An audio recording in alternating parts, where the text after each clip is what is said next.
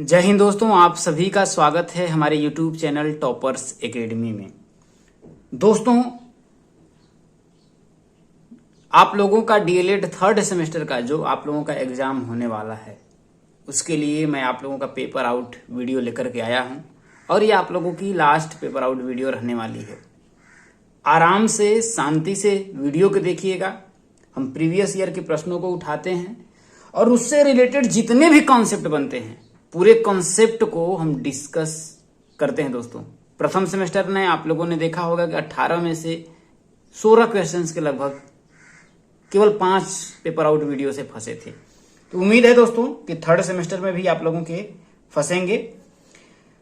चलिए दोस्तों, शुरू करते हैं। आज का आप लोगों का पहला प्रश्न है कि निम्न आंकड़ों की माध्यिका एवं बहुलक ज्ञात कीजिए।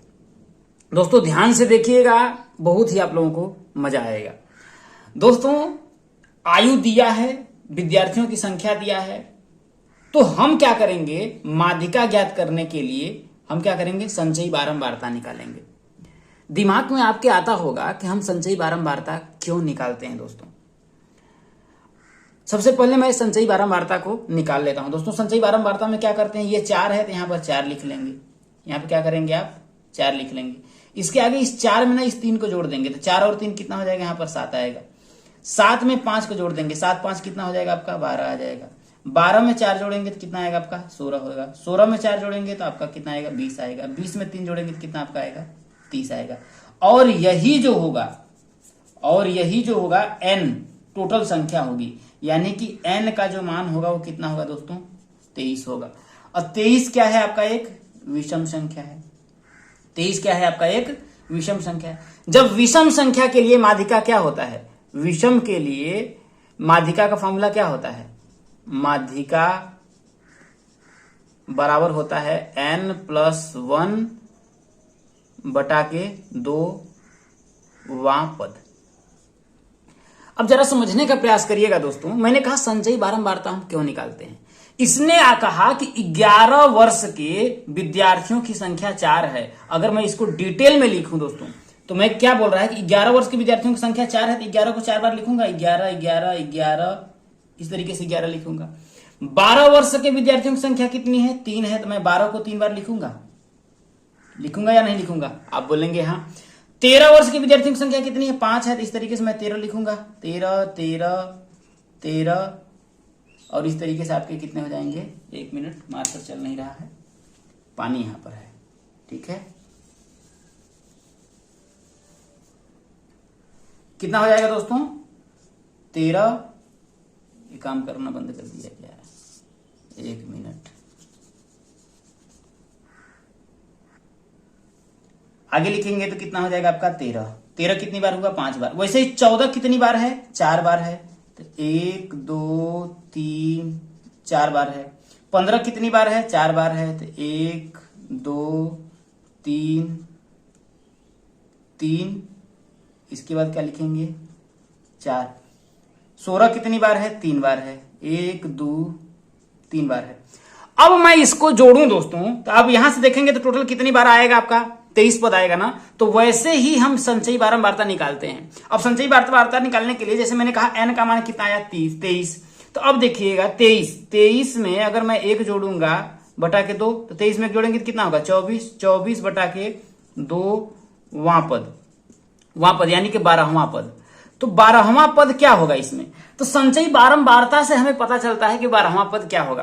क्योंकि देखिए 4 जो पद है, तो मतलब यानी कि देखिए 4 पद, अब मतलब 12वां पद अगर आप इसमें से ढूंढें तो किसमें आएंगे, देखिए यहां तो 7 हैं, मतलब यहां से लेकर के यहां तक अगर आप आएंगे तो टोटल पद कितने हो गए, 7। तो 7वां पद अगर आप इस तरीके से, अगर ये दिखा रहा है ना कि 4 से लेकर के 7, मतलब कि 5 6 और 7 जो है, 5 6 और 7 में कितने आयु वर्ग के लोग हैं, 12। इसमें भी आप जोड़िए, देखिए 1 2 3 4, देखिए 5 6 7।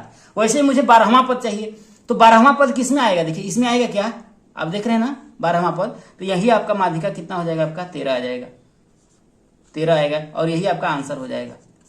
आप उम्मीद कर रहे हैं कि समझ पा रहे होंगे। अगर हमको 13वां पद चाहिए दोस्तों, तो हम ढूंढेंगे, इसमें कैसे ढूंढ पाएंगे 13वां पद क्या होगा, क्या ये होगा। तो संचयी बारंबारता निकालेंगे ना, तो देखिए यहाँ 4 हुआ, फिर 7 हुआ, यहाँ 12 आया। तो 12वां ही पद तो मुझे चाहिए। तो 12वां पद हम संचयी बारंबारता के माध्यम से पता कर पाएंगे कि 12वां पद क्या है। या फिर ऐसे तरीके खोजिए, देखिए 12वां पद क्या आपका 13 आ रहा है। देखिए 1 2 3 4 5 6 7 8 9 10 11 12। देखिए 12वां पद 13 आया कि नहीं, है ना। अब 12 के आगे बढ़ेंगे, 13 14 15 16, ये जो होंगे 4 पद उसमें क्या होंगे, देखिए ये उसमें 14 आएगा। देखिए 13 14 15, देखिए 13 के बाद यहाँ देखिए 12 था, 13 14 15 16। उम्मीद है कि आप लोग समझ पा रहे होंगे। और बहुलक बोला, बहुलक में जिसकी आवृत्ति सबसे ज्यादा होती है वही क्या होता है, बहुलक होता है। तो इसमें देखिए 11 कितनी बार है, 4 बार है। 12 कितनी बार है, 3 बार है। 13 कितनी बार है, 5 बार है। तो 13 ही तो सबसे ज्यादा बार है। या फिर इसमें भी ढूंढ लीजिए, देखिए 13 कितनी बार है, देखिए 1 2 3 4 5। तो यहां पर बहुलक बराबर क्या होगा, बहुलक बराबर कितना हो जाएगा दोस्तों, 13। ठीक है, तो उम्मीद है कि आप लोगों को समझ में आ गया होगा दोस्तों। इसी वजह से इसी फार्मूले को छोटा रूप बनाने के लिए इसको इस रूप में लिखा जाता है। उम्मीद है आप लोगों को समझ में आ गया होगा। अब अगला क्वेश्चन है दोस्तों, ध्यान से देखिएगा और इस तरीके का जो प्रश्न है आप लोगों से पूछा जाएगा, जरूर आएगा दोस्तों। कह रहा है एक घनाकार टंकी की भीतरी भुजा 30 सेंटीमीटर है। टंकी कैसी है, आप बोलेंगे घनाकार है, तो मैं बना लेता हूं। इस तरीके की आपकी टंकी होगी, ठीक है, इस तरीके से आपकी क्या होगी, टंकी होगी, इसी तरीके की होगी। अब जब देखिए घनाकार है, घन के आकार की है, मतलब तीनों भुजाएं उसकी बराबर होंगी। 30 ये भी होगी, 30 ये भी होगी, 30 ये भी होगी, मतलब 30 उसकी लंबाई होगी, 30 चौड़ाई होगी और 30 ऊंचाई होगी। तो कह रहा है कि टंकी पानी से पूरी भरी है। अब ये टंकी में क्या है, आपका पानी भरा हुआ है और पूरी भरी है, ठीक है। इसमें से 7 लीटर पानी निकाल लिया जाए तो टंकी में कितनी ऊंचाई तक, टंकी में पानी कितनी ऊंचाई तक रह जाएगा। अब जरा समझिएगा दोस्तों, सबसे पहली बात भरी है, तो इसमें सबसे पहली बात हमको पता चलना चाहिए ना कि पानी टोटल कितना उसमें भरा है। तो हम लिखेंगे टंकी का आयतन, टंकी का आयतन। अब जरा समझिएगा दोस्तों, जब घन के आकार की है तो घन का आयतन क्या होता है, भुजा का क्यूब। तो यहां पर हम लिख देंगे भुजा का क्यूब, यानी कि हो जाएगा आपका 30 का क्या हो जाएगा, आपका क्यूब हो जाएगा।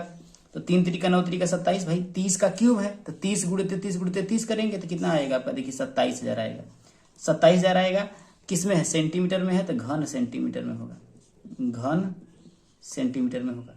लेकिन दोस्तों ये तो इसका आयतन हुआ, लेकिन इतना 1000 घन सेंटीमीटर क्यूब में, इतना में पानी कितना होगा। तो ध्यान रखिएगा कि 1000 घन सेंटीमीटर में, ध्यान रखिएगा दोस्तों, 1000 घन सेंटीमीटर में 1 लीटर पानी होता है। कितना, 1 लीटर पानी होता है। तो 1 घन सेंटीमीटर में कितना पानी होगा, आप समझने का प्रयास करिएगा। इसको मैं यहां पर आपको समझाने का प्रयास करता हूं।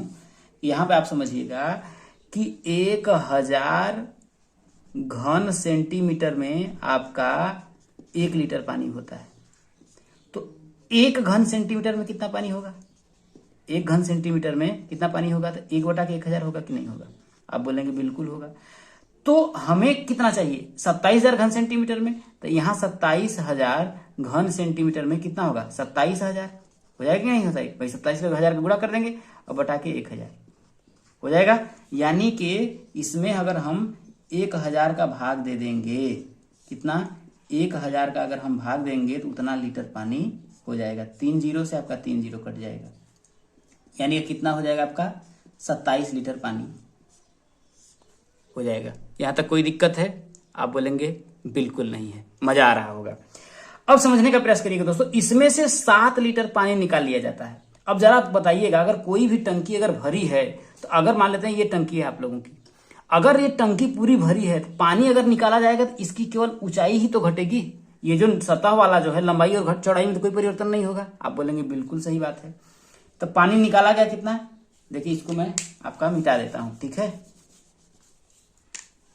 7 लीटर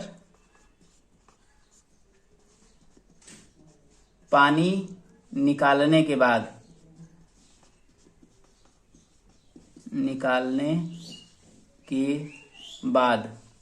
शेष पानी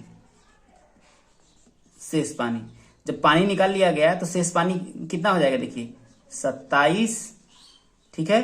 27 में से अगर हम 7 को घटा देंगे, क्योंकि 27 लीटर था, 7 घटाएंगे यानी कितना बचेगा, 20 लीटर आपका पानी बचेगा, 20 लीटर पानी बचेगा। अब देखिए कह रहा है तो टंकी में पानी कितनी ऊंचाई तक रह जाएगा, भाई 20 लीटर पानी है। तो अब देखिए क्योंकि लंबाई इसका क्या है, घन सेंटीमीटर में है, चौड़ाई घन सेंटीमीटर, ऊंचाई घन सेंटीमीटर में है, इसको हम घन सेंटीमीटर में बदलेंगे तो कितने का गुणा करेंगे, क्योंकि 1 लीटर में कितना हमने बताया है 1000 घन सेंटीमीटर। तो यहां पर हम क्या करेंगे, 1000 का गुणा कर देंगे, यहां तक बात में, यानी कि हो जाएगा कितना, 20,000 घन सेंटीमीटर, यानी कि अभी भी इसका आयतन 20,000 घन सेंटीमीटर है। अब समझने का प्रयास करिएगा दोस्तों। अब जैसे अगर कोई घनाकार टंकी है, इसको अच्छे से समझिएगा क्योंकि इस तरीके का जो प्रश्न है आप लोगों का आएगा दोस्तों, इस तरीके से है। अब इसकी लंबाई तो 30 ही है, चौड़ाई तो 30 है। अब कह रहा है कि 7 लीटर पानी निकाल लिया गया। 7 लीटर जब पानी निकाल लिया गया होगा तो सपोज मान लेते हैं अगर इसकी पूरी अगर 30 थी तो कुछ तो घटा होगा पानी, वही कह रहा ना। तो कह रहा टंकी पानी कितनी ऊंचाई तक रह जाएगा, तो हम मान लेते हैं कि यहां तक रह गया। अब हमको पता तो है नहीं कि इसकी ऊंचाई कितनी है, तो मैं मान लेता हूं कि इसकी ऊंचाई जो है यहां से यहां तक x ऊंचाई तक पानी रह जाएगा, कि नहीं रह जाएगा। अब चूंकि इसका इसका इसका और इसका जो x है, इन तीनों का जब हम गुणा करेंगे दोस्तों तो वो जो आयतन आएगा इस आयतन के बराबर होगा कि नहीं। जैसे चूंकि पानी तो इतना ही है तो हम बोल सकते हैं ना कि इसका इसका और इसका आपस में जब हम गुणा करेंगे तो पानी तो इतना ही बचेगा। आप बोलेंगे बिल्कुल सही बात है, तो हम लिखेंगे माना पानी x सेंटीमीटर की ऊंचाई तक रह जाएगा,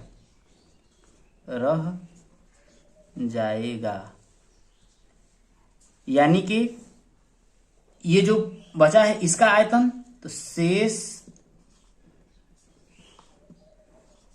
टंकी या शेष पानी का आयतन, शेष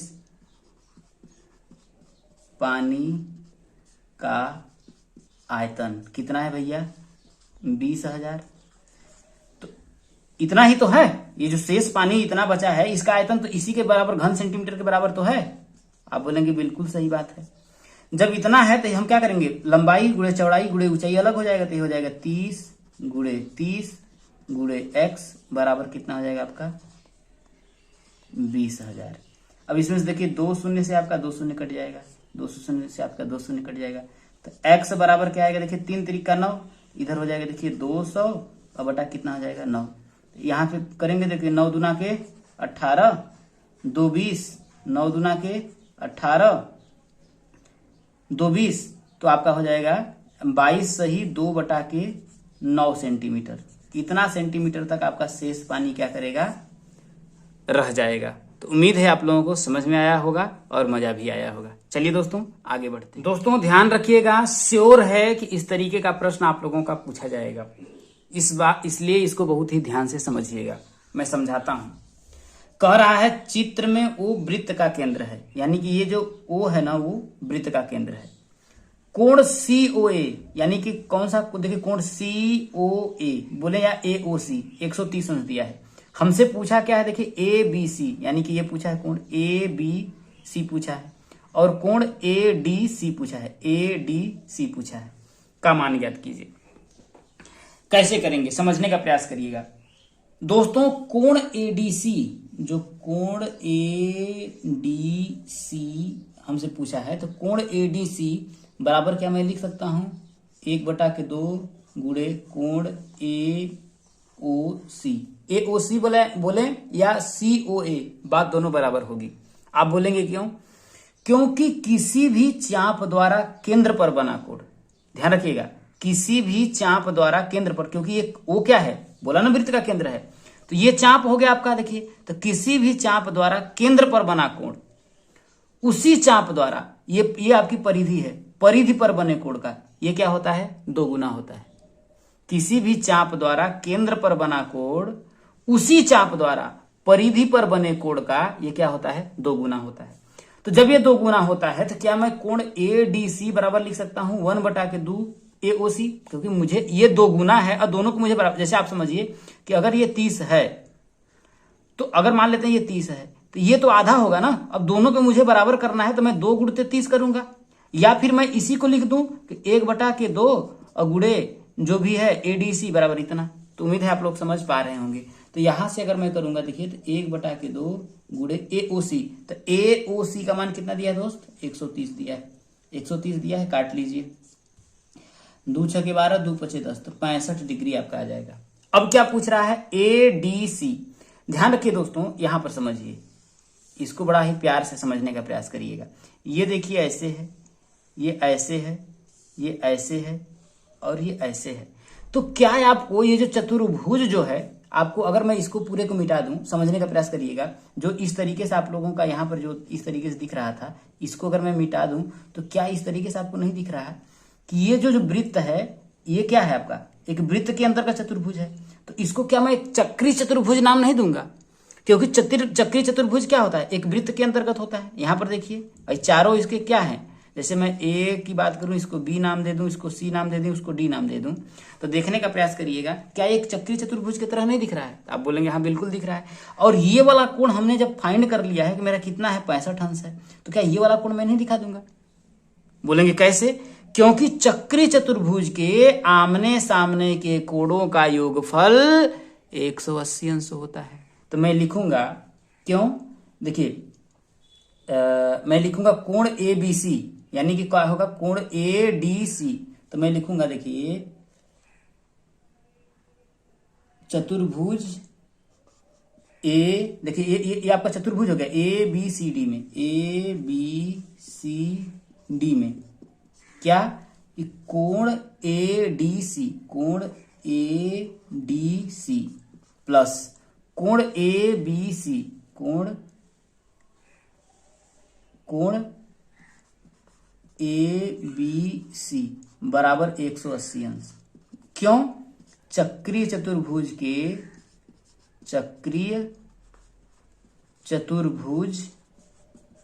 के आमने सामने के कोण, आमने सामने के कोण का योग सदैव 180 अंश होता है। ये मैं आप लोगों को समझा रहा हूं। देखिए ADC का मान हमने यहां से पता कर लिया है, कितना है? 65 अंश प्लस कोण ABC बराबर 180 अंश। तो क्या मुझे ABC नहीं निकाल सकता हूं? आप बोलेंगे बिल्कुल निकाल सकते हैं। ABC बराबर 180 अंश, ये 65 है, इधर आएगा तो माइनस का 65 हो जाएगा।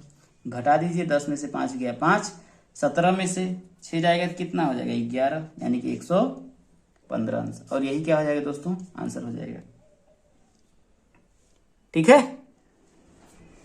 अगला क्वेश्चन है दोस्तों शेयर तथा लाभांश से, बहुत इंपॉर्टेंट है। 100% ये प्रश्न आप लोगों का परीक्षा में पूछा जाएगा, ध्यान रखिएगा। यहां से 2 नंबर 100 हमेशा दोस्तों आता है। कह रहा है कि यदि एक क्रेता को एक शेयर का अंकित मूल्य 10 रुपए और बाजार मूल्य 50 रुपए शेयर बताया गया, ठीक है ना? तो यहां पर देखिएगा शेयर का, यानी कि एक शेयर का अंकित मूल्य। तो एक शेयर का अंकित मूल्य कितना है भैया? 10 रुपए प्रति शेयर है। यहां तक बात समझ में आया? और एक शेयर का बाजार मूल्य क्या है दोस्तों? बाजार मूल्य क्या है आपका? तो 50 रुपए शेयर। अब ये पूछ रहा क्या रहा है, देखिए अब कह रहा है तो क्रेता को 200 शेयरों के लिए क्या मूल्य देना पड़ेगा? अब जरा आप समझिएगा, अगर क्रेता है तो वो खरीदने वाला है, तो वो खरीदेगा कहां से? बाजार से खरीदेगा। और बाजार का मूल्य कितना है? 50 रुपए, है कि नहीं है? तो हम लिख सकते हैं, देखिए क्रेता के लिए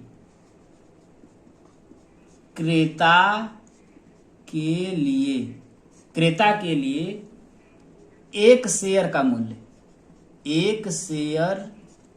का मूल्य बराबर हम लिखेंगे बाजार मूल्य,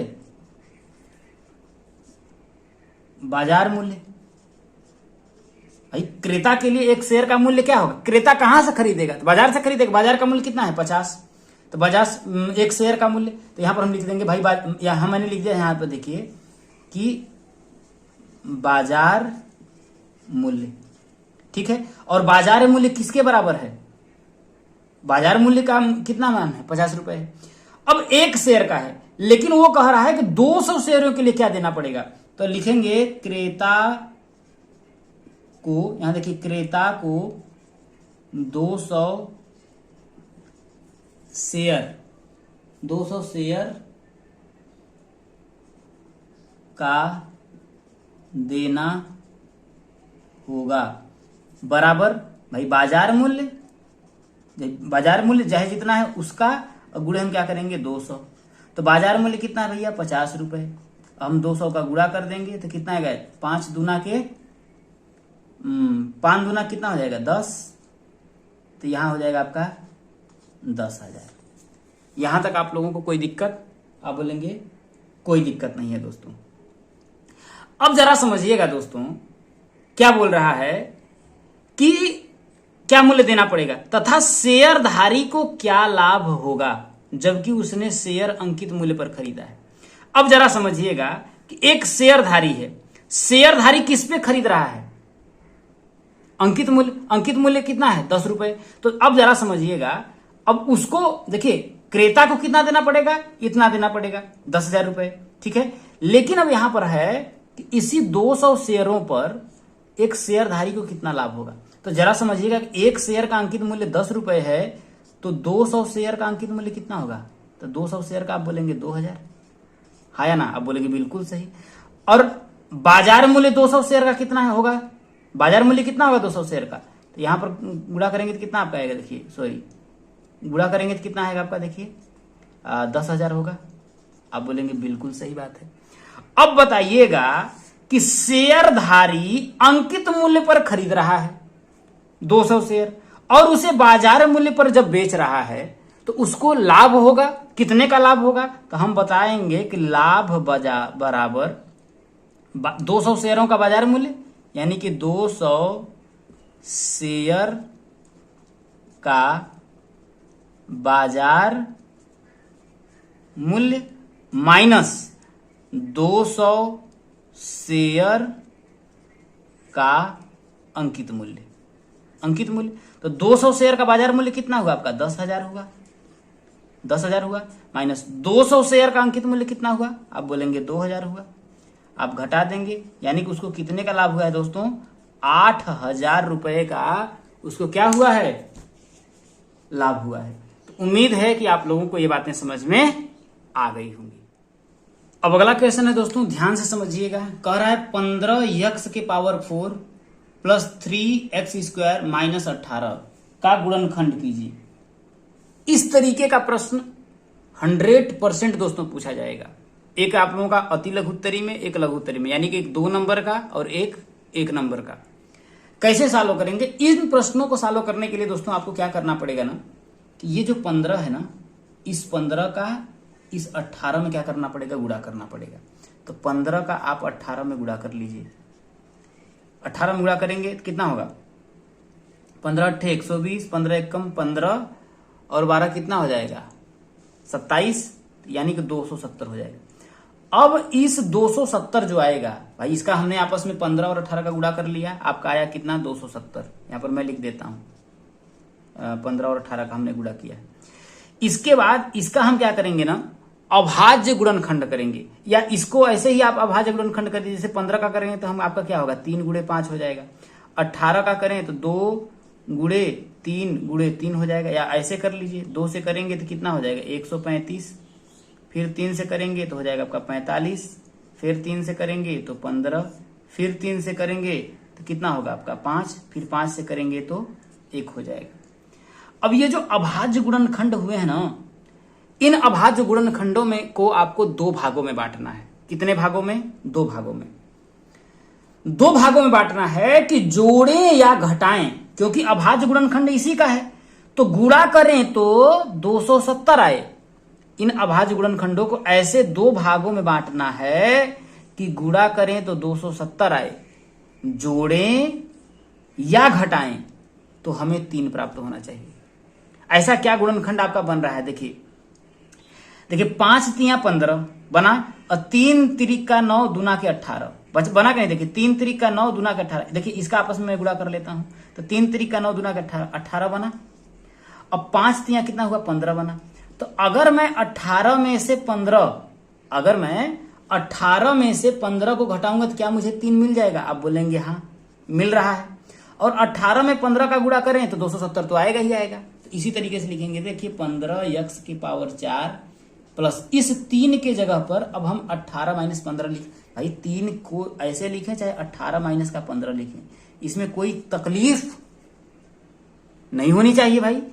तो यहां पर मैं लिखूंगा, देखिए 18 माइनस 15 क्या हो जाएगा आपका? एक्स का स्क्वायर। एक्स के स्क्वायर को क्या, क्योंकि 3 की जगह पे ना 18 माइनस 15 हमने लिखे हैं, एक्स स्क्वायर है उसको बाहर लिख देंगे। अब माइनस का क्या हो जाएगा आपका? 18 हो जाएगा। यहां देखिए 15 एक्स के पावर 4 प्लस 18 का एक्स स्क्वायर में गुणा करेंगे तो 18 एक्स स्क्वायर हो जाएगा, माइनस 15 का एक्स स्क्वायर में गुणा करेंगे तो 15 एक्स स्क्वायर हो जाएगा। अब माइनस का क्या हो जाएगा आपका? 18 हो जाएगा। इन दोनों में देखिए क्या कॉमन है। देखिए यहां पर x के पावर 4 है। x के पावर 4 का मतलब हुआ कि x कितनी बार है? 1 2 3 और 4 बार है। एक्स स्क्वायर का मतलब हुआ कि x कितनी बार है? 1 2 बार, मतलब x 2 बार है। तो इस तरीके से अगर देखिए, अगर मैं इसमें इसको बाहर निकालना चाहूं तो यहाँ 2x है, यहाँ 2x है। बाहर अगर मैं निकालूं एक्स स्क्वायर कॉमन ले लूं तो इसके अंदर क्या करेगा? ये वाला x तो खत्म हो जाएगा और यहाँ क्या बचेगा? x इंटू एक्स मतलब एक्स स्क्वायर बचेगा। यहाँ क्या बचेगा? माइनस का 1 बचेगा। बचेगा कि नहीं बचेगा? तो वैसे ही देखिए एक्स स्क्वायर तो कॉमन है, ये है, कोई दिक्कत नहीं। 15 को क्या मैं 3 गुणे 5 लिख सकता हूं? आप बोलेंगे बिल्कुल। 18 को क्या मैं 3 गुणे 6 लिख सकता हूं? बिल्कुल। इन दोनों में कॉमन क्या है? देखिए 3 कॉमन है क्या दोनों में? आप बोलेंगे बिल्कुल। यानी कि 3 एक्स स्क्वायर हमारा कॉमन होगा। जब 3 एक्स स्क्वायर कॉमन हुआ, समझने का प्रयास करिएगा दोस्तों। भाई 15 को हमने 3 गुणे 5 लिखा है, जब ये 3 आपका बाहर आ गया, x के पावर 4 में से एक्स स्क्वायर बाहर आ गया तो बचा क्या? यहां पर देखिए भाई 3 बाहर आया, बचा कितना? 5। और एक्स पावर 4 में क्या बचा? एक्स स्क्वायर बचा प्लस इसमें से देखिए एक्स स्क्वायर बाहर आ गया है तो बचेगा 18। अब 18 में से 3 बाहर आ गया, जब 3 बाहर आ गया तो बचा कितना आपका? 6 बचेगा। कोई दिक्कत? कोई दिक्कत नहीं। अब यहां पर भी ऐसा ही आपको कॉमन लेना है कि बीच में 5 एक्स स्क्वायर प्लस 6 ही आए तो क्या आएगा? देखिए इन दोनों में क्या कॉमन है? देखिए एक्स स्क्वायर इसमें तो है, इसमें तो है नहीं, तो एक्स स्क्वायर तो कॉमन नहीं होगा। यानी कि 15 और 18 में क्या कॉमन है? भाई 3 और 3 ही तो कॉमन है दोनों में। देखिए 15 को भी 3 गुणित 5 लिख सकते हैं, 18 को 3 गुणित 6 लिख सकते हैं, 3 कॉमन ले सकते हैं। देखिए माइनस है, माइनस 3 कॉमन ले लेंगे। जब माइनस 3 कॉमन ले लेंगे तो यहाँ क्या बचेगा? भाई 3 तो कॉमन ले लिया, 3 बचे 15, बचा कितना यहाँ पर? 5 और एक्स स्क्वायर बचेगा। देखिए माइनस तो मैंने कॉमन ले लिया है तो यहाँ पर क्या होगा आपका? बताइए ना, यहाँ पर प्लस होगा ना। प्लस और माइनस का अगर खोलेंगे तब ना जाकर के माइनस होगा। भाई प्लस और माइनस का गुणा क्या होता है? माइनस होता है। जब इस ब्रैकेट को खोलेंगे तो माइनस हो जाएगा यहाँ पर। तो यहाँ पर देखिए 3 हमने कॉमन लिया तो 6 बचा। देखिए यहाँ पर देखिए 5 एक्स प्लस 6, 5 एक्स प्लस 6, दोनों क्या आया? समान आया। तो 5 एक्स स्क्वायर प्लस 6 जब हम कॉमन ले लेते हैं, पूरा समझिए इस तरीके से ब्रैकेट है। अब 5 एक्स स्क्वायर प्लस 6 को मैं बाहर निकाल रहा हूं तो इसमें क्या बचेगा? तब बोलेंगे 3 एक्स स्क्वायर बचेगा। इसमें क्या बचेगा? माइनस का 3 बचेगा। अब देखिए और इसको हम करेंगे। देखिए 5 एक्स स्क्वायर प्लस का 6, इन दोनों में क्या कॉमन है? यहां जरा समझने का प्रयास करिएगा। कुछ कॉमन है क्या? आप बोलेंगे बिल्कुल कॉमन है। क्या है? देखिए 3 एक्स स्क्वायर है, इसमें 3 है तो 3 तो कॉमन ले ही सकते हैं। जब 3 कॉमन ले लेंगे तो बचेगा कितना? एक्स का स्क्वायर बचेगा और माइनस के यहाँ कितना बचेगा? 1। तो आप जानते हैं कि ए स्क्वायर माइनस बी स्क्वायर का फॉर्मूला क्या होता है? ए प्लस बी और ए माइनस बी। तो यहाँ पर देखिए ये 3 है, 3 को यहाँ पर रख दीजिए, ला दीजिए, कोई दिक्कत नहीं है, कहीं पर भी रखिए क्योंकि गुणा का चिन्ह है। तो ये हो जाएगा देखिए 3 5 एक्स स्क्वायर प्लस का 6 और इसको 1 का स्क्वायर कर देंगे तो क्या होगा? भाई ए स्क्वायर माइनस बी, ए प्लस बी, ए माइनस बी। यहाँ क्या हो जाएगा? देखिए एक्स प्लस का 1 और एक्स माइनस का 1, ये आपका आंसर हो जाएगा। यहाँ पर आप छोड़ देंगे तो एग्जामिनर नंबर काट सकता है। दोस्तों उम्मीद है आप लोग समझ में आया होगा। चलिए आगे बढ़ते हैं। दोस्तों अगर बहुत टफ क्वेश्चन पूछता है डीएलएड में तो इस तरीके का प्रश्न आप लोगों का घन घन आपसे पूछा जाएगा और यह एक शानदार क्वेश्चन है। यकीन करिए बहुत ही आप लोगों को मजा आएगा। चलिए दोस्तों सॉल्व करते हैं। ऐसा प्रश्न पूछा जाएगा तो कैसे आएगा? देखिए कह रहा है लोहे के घनाभ के आकार के टुकड़े की लंबाई। टुकड़ा किस आकार का है? एक घनाभ के आकार का है। ठीक है, तो मैं क्या करता हूं, घनाभ के आकार का मैंने टुकड़ा बना दिया इस तरीके का। लंबाई दे दिया 75 सेंटीमीटर, ठीक है।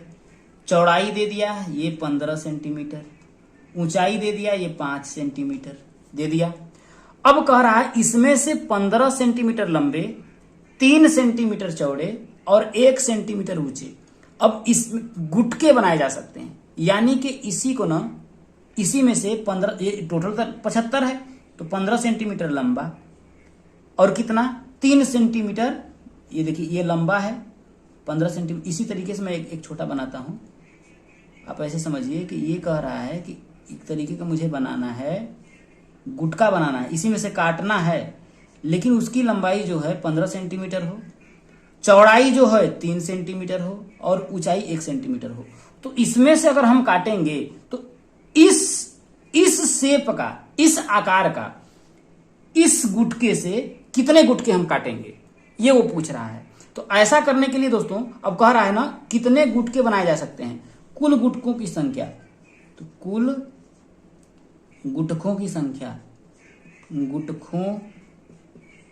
गुटकों ये 500 सुपारी वाला गुटका मत समझिए, गुटकों की संख्या बराबर। अब हम क्या करते हैं, इसका आयतन ज्ञात कर लेते हैं। ये बड़ा वाला गुटखा मैं लिखूंगा